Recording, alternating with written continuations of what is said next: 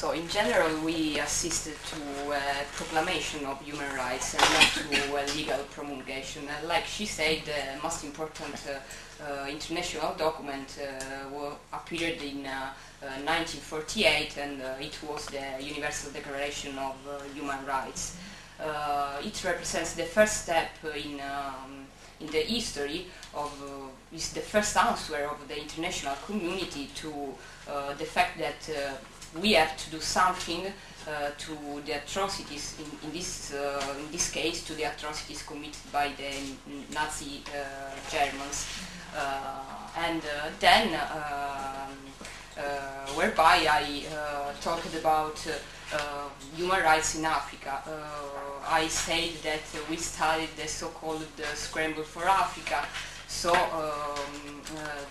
we know that the idea of human rights, that African countries at first wanted to just move to conquer their own independence. So the same idea of human dignity depended on the consecration of national dignity.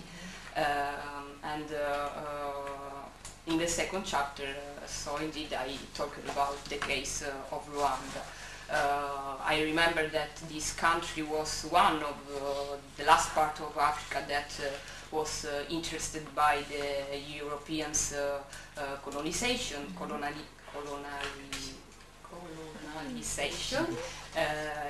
the 19th century. And at first, the pre-colonial society of Rwanda was largely peaceful. Music, for instance, music and dance had an important role.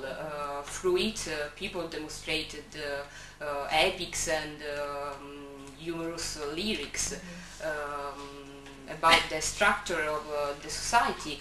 We had a society highly organized with a central system of administration, and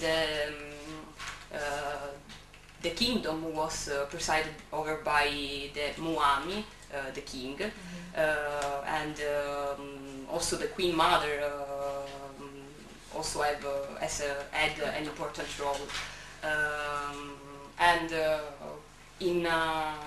At first we have Rwanda became a German colony. Then after the First World War, so after the Alliance place, became a Belgian colony.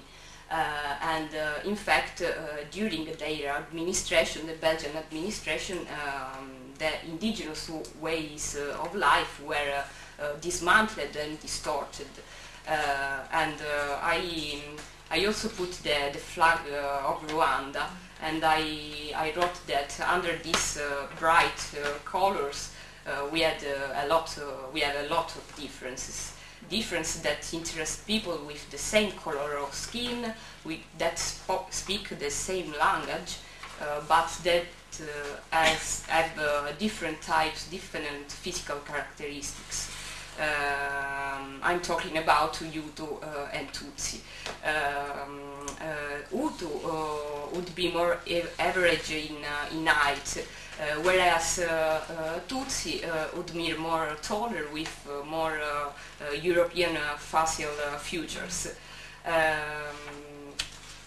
At first, Belgians' reforms created an oligarchy Tutsi, so Hutu were excluded from the administration function.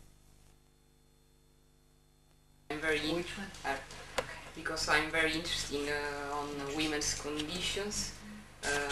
I think that we need some minimal standards. For instance, in Italy, in the parliament, we have the quote rosa,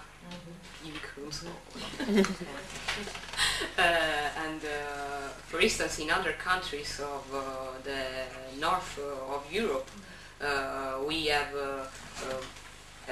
more women in these powers positions, but I think that this is not a war to conquer powers positions, but just a form to conquer our dignity and our liberty, because we don't have to live under the weight of the tradition that men are powerful, men could be able to do work with